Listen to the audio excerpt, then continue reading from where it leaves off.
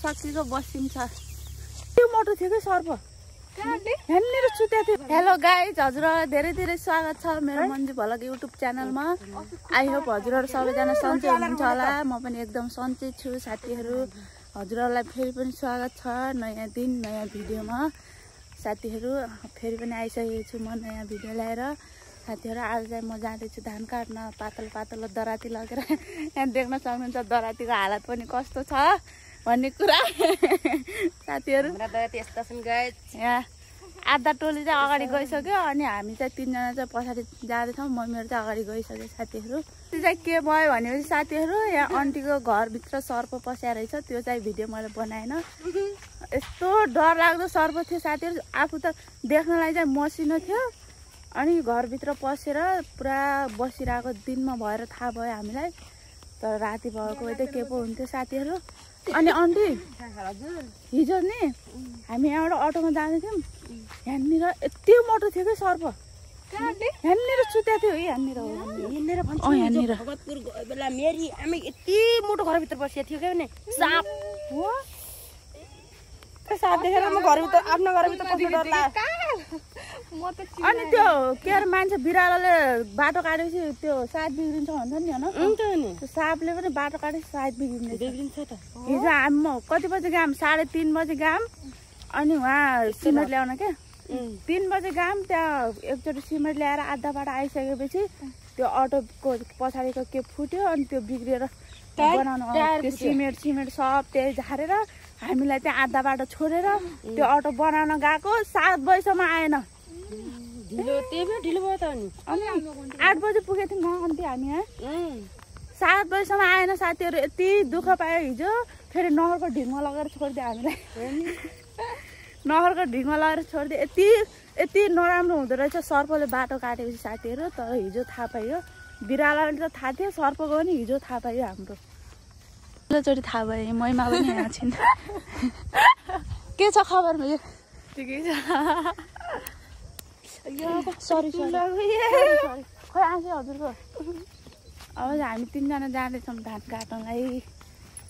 हिजो सर्पको कहानी त मैले बताइसकेँ हजुरहरूलाई। खेतमा पुग्यो साथीहरू। हामी चाहिँ धान काट्नलाई। यही हो हाम्रो धान देख्न सक्नुहुन्छ। कतादेखि काट्ने हो? उताबाट त आँखा यता पर्ला आँखा अरे। घाम के घाम पर्ला त आँखामा भने क्या।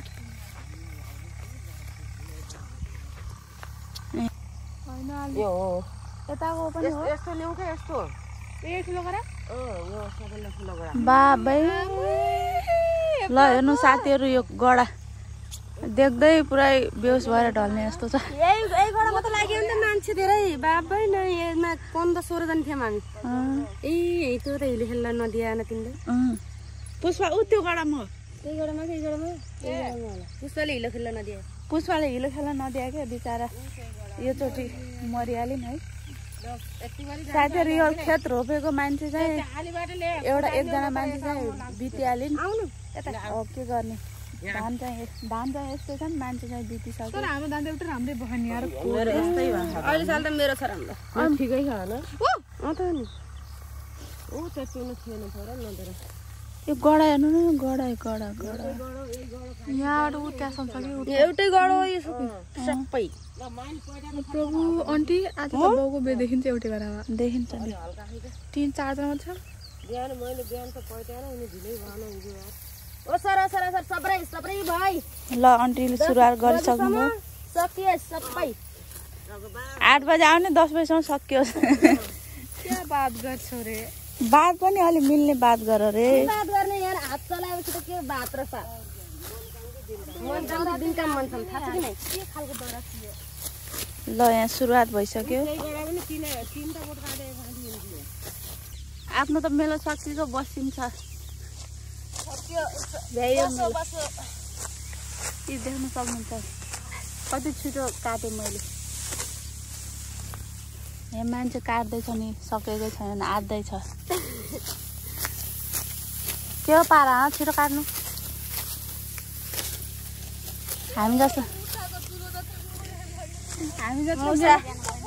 हामी जस्तो दुलो जस्तै छैन सक्या मरे आफू त सक्यो बसिन्छ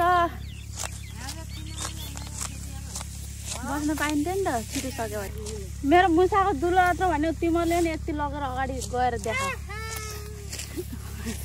अगाडि गएर देखाउ न मैले मुसाको दुलो लग्यो भने ठुलो लग्यो भने सकाए त सकाए नि अगाडि हाम्रो सकाए नि बाबु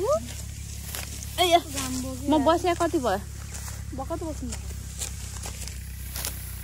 यसले पनि सकाए मुसाको दुलो भन्दा नि सानो ल्याएर आफू जस्तो अल्छी सोध्नुहुन्छ क्या सबैले पुरा यस्तो अल्छी हुनुहुन्छ यहाँ त हो नि बजाइ अबि अल्छी नि भएर मैले यत्रो काटेँ त कस्तो हो क्या पारा यति औरा बनायो तर गर्मी चाहिँ लास्टै छ यहाँ पनि सकाउनु भयो यहाँ त फेरि पोज दिनु चाहिँ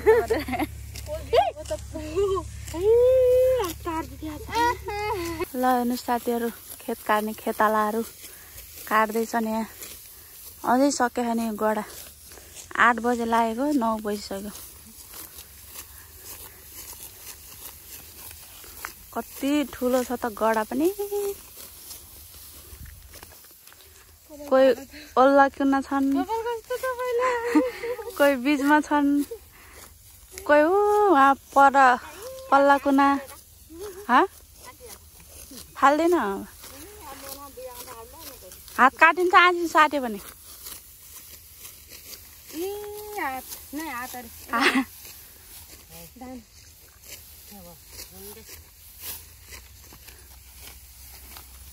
हो क्या हात काटिन्छ त आँसी साट्यो भने त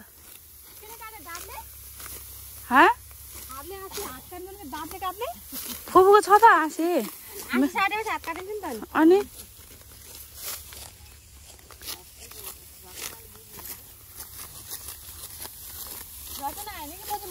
म काट्न जाँदैछु साथीहरू धान यही गरामा बनाएको थिएँ मैले रोपेको भिडियोहरू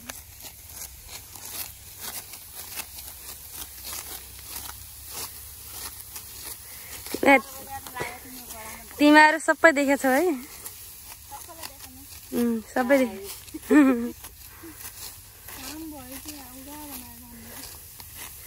गाइज हाम्रा राम्रा नराम्रा खान्छ अनि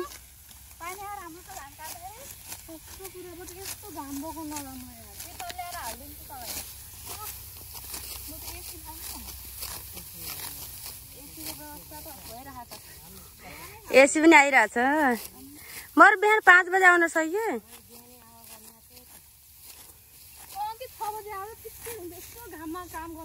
यस्तो छ हाम्रो खेतको धान अस्ति अन्तिको धान काट्न गएको एउटा थिएन धानै थिएन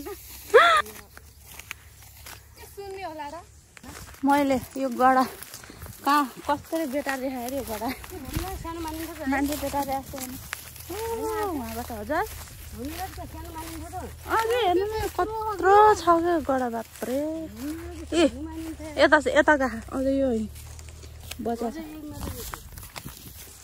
काटिने अहिले हो साँझ त एउटा भ्यागुताले काट्यो खोइ त अब त्यस्तै कुरा त हुन्छ के थाहा भएन नङ काटेको र भाँच्यो तिहारको अन्त्येष्ट भयो अन्तिम भयो के अरे नङको अन्तिम संस्कार भयो आज धान काट्दा काट्दा काट्दिनु यार क्रिया गरिदिनु हेर्नु कस्तो नराम्रो देखे कस्तो राम्रो थिएन नङ काट्यो अनि नङ भाँच्यो काम गरेर नङ भाँचिन्छ नि त किन भाँचिन्छ किन माछी त हुने नमान्नु तिहारमा के गर्ने मैले नङले छुट्टा बनाउने एउटा नङले नक्कल नङ छ त आउँछ त नक्कल राम्रो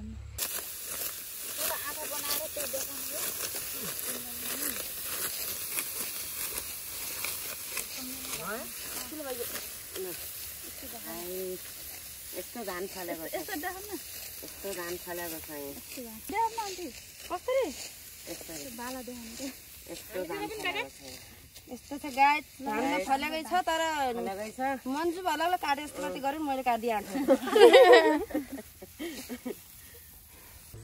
ल साथीहरू हामी चाहिँ घर खाना खान गएका थियौँ खाना खाना आएर अघि चाहिँ कति काट्यौँ हजुरहरूले हेरिसक्नुभयो देखिसक्नुभयो। अहिले चाहिँ हामी खाँदैछौँ यो चुक पनि होइन अमिलो होइन यो काकती हेर्नु कत्रो दाना छ है लिमुन हो। हामी खाँदैछौँ काकती। यहाँ भिजाउँदैछौँ भन्ने नि यहाँ ठुलो मम्मीले निकाल्दै हुनुहुन्छ बोक्रा। एउटा मम्मीले पनि काटिसक्नुभयो। यता मैले पनि एउटा छिलेको छु। अब हामी खान्छौँ। यहाँ हेर्नुहोस् ए कति धेरै छ बेलाउदी जस्तो दाना खान्छ साथीहरू। यहाँ हेर्नुहोस् यति घाम छ अहिले। अब एकछिन घाममा त खानै पर्यो नि त। चुक भए पनि काकती भए पनि यस्तो चुक भइरहेको यसमा काकतीमा नि हेर्नु न कत्रो दाना खाली गरेर चाउन आलि खान्छ त्यो हाम्रो छोरी। ए नुन खुर्सानी हेर्नु त्यही राखिदेऊ ल त यहीँ खान्छ म किन पिरो छ क्या धेरै खाइनु छोडेर खानु न।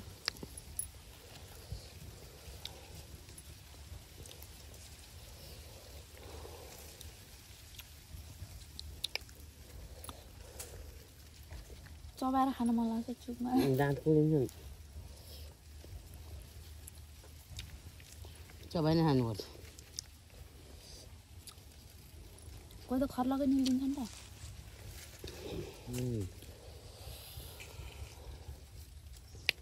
ए भरिया कम मिठो हुन्थ्यो।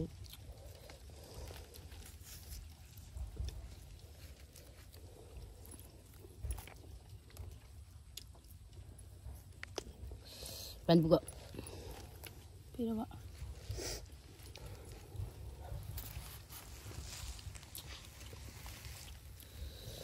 साथीहरू आजको धान कटाइ चाहिँ सकियो। हजुरहरू देख्न सक्नुहुन्छ हामी चाहिँ यति काट्यौँ।